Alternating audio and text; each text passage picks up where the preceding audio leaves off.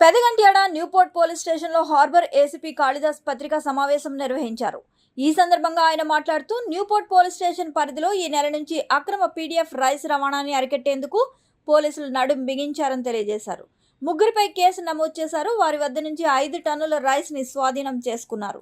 పౌర సరఫరాలకు సంబంధించిన బియ్యాన్ని కొని అక్రమ మార్గాన్ని అమ్ముతున్న వ్యక్తులపై నిఘా పెడతామన్నారు. ఈ కార్యక్రమంలో న్యూపోర్ట్ సిఐ కామరాజు మరియు సిబ్బంది పాల్గొన్నారు. పోలీస్ స్టేషన్ లిమిట్స్లో గత నెల రోజులుగా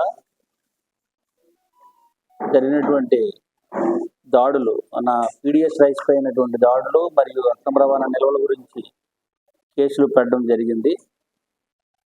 సుమారు 4 కేసులు పెట్టడం జరిగింది.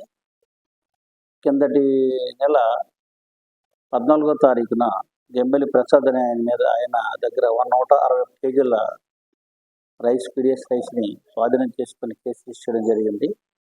అదే రోజున సాయంత్రం పెద్దిన కొండలరావు అనే వ్యక్తి దగ్గర నుంచి 263 కేజీల పీడిఎస్ రైస్ని అక్రమంగా నిల్వ ఉంటే తీసుకొని కేసు తీసుకోవడం జరిగింది.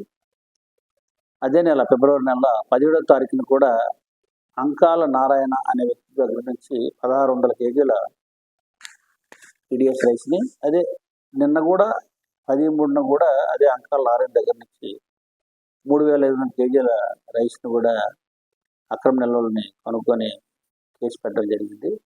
టోటల్గా ఒక్క న్యూపోర్ట్ పోలీస్ స్టేషన్లోనే హార్బర్ సబ్ డివిజన్లో గత 1 మంత్లో 4 కేసులు పెట్టడం జరిగింది. 3 అరెస్ట్ చేయడం జరిగింది. అందులో 5.5 టన్నుల ప్రజా పంపిణీ బియ్యాన్ని పట్టుకొని రెవెన్యూకి అప్పచెప్పడం జరిగింది. ఇది మా సిపి గారి తాలూకా ఆధ్వర్యంలో ఈ ప్రజా పంపిణీ వ్యవస్థ రెగ్యులర్గా ట్రాన్స్పోర్ట్ చేస్తున్న దాని మీద ఉక్కుపాదం మోపడం జరిగింది.